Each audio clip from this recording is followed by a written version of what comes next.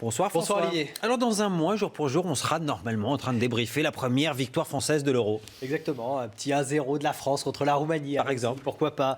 Effectivement, c'est dans un mois, pile poil le 10 juin, début de l'Euro, France-Roumanie en ouverture au Stade de France.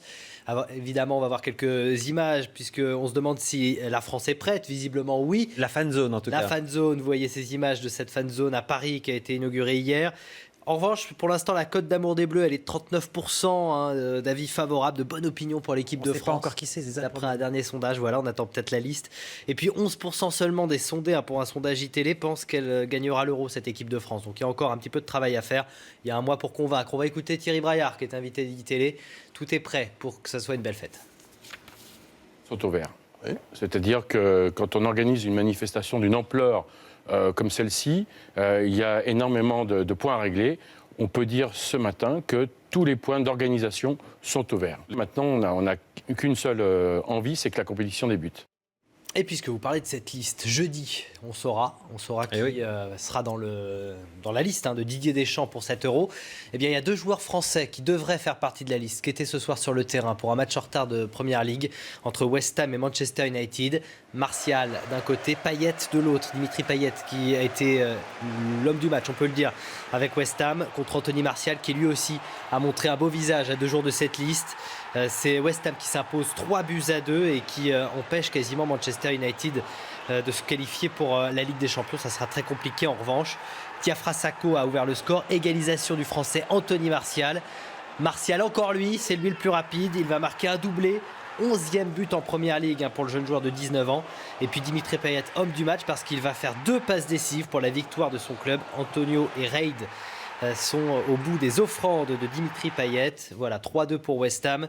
C'est un très beau match pour Dimitri Payet. Et une mauvaise nouvelle pour Manchester United. Juste une image, juste avant cette rencontre. On a vu malheureusement le bus de Manchester United caillassé. Vous voyez, ces jets de bouteilles, des jets de canettes sur les vitres du bus de Manchester. Le match a été retardé de 45 minutes. Alors, bon, on voit le bus, l'état du bus. Ça, c'est l'extérieur. On a l'intérieur. Ça fait penser à un classico, ça, voilà, non ? Oui, pourtant, ça n'est pas habituel en Angleterre entre West Ham et Manchester.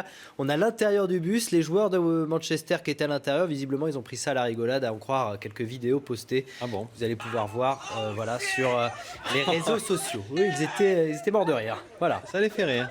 Bah, tant mieux, hein. Bon, rapidement une petite info foot encore pour vous dire que Christian Gourcuff entraînera le Stade Rennais. C'est pas vraiment une surprise, c'était attendu la saison prochaine. Il y aura donc une histoire de famille puisqu'il entraînera son fiston Johan Gourcuff qui joue à Rennes. Christian et Johan se retrouvent au Stade Rennais. Roland Courbis ne sera resté que 6 mois. Allez, on quitte le ballon rond et on prend la crosse pour les championnats du monde de hockey. Ouais, avec France-Hongrie, c'était ce soir sur Canal+ Sport, 3e match pour les Bleus et une victoire 6-2 des Français grâce à un triplé notamment de Sacha Trail, un succès qui permet à cette équipe de France de croire encore à la qualification pour les quarts de finale. Ça se passe à Saint-Pétersbourg. Une image d'un des hommes de la journée en sport, c'est Stephen Curry qui a été sacré meilleur joueur, Most Valuable Player, MVP de la saison en NBA. Excusez mon anglais. Vous avez un accent formidable. Ouais, merci. 2e fois de suite que le meneur de Golden State remporte cette récompense et c'est une première fois dans l'histoire. Il est élu à l'unanimité des votants. Il faut dire qu'il a mené son équipe à un record de victoires sur cette saison. Golden State qui a remporté hier contre Portland sa 3e manche lors des demi-finales. Et puis en tennis, ça va mieux pour les Français, alors mieux qu'hier en tout cas. Oui, puisqu'il y a eu le forfait de Tsonga et la défaite de Gaël Monfils. Et bien là, on a quand même salué Nicolas Mahut qui a sorti, et c'est une surprise, l'Uruguayen Pablo Cuevas en 3-7. Il affrontera Thomas Bellucci au prochain tour. Jérémy Chardy s'est qualifié, tout comme Stéphane Robert et Lucas Pouille. Il y a encore des Français donc à Rome. En revanche, Benoît Paire vient de s'incliner. Benoît Paire a perdu. Il fait beau à Rome, on dirait. Vous aimeriez bien y être. Je suis désolé, je m'intéresse aussi à la météo. Non, mais vous avez raison, ça fait partie du sport aussi. Merci beaucoup, justement, la météo qui arrive.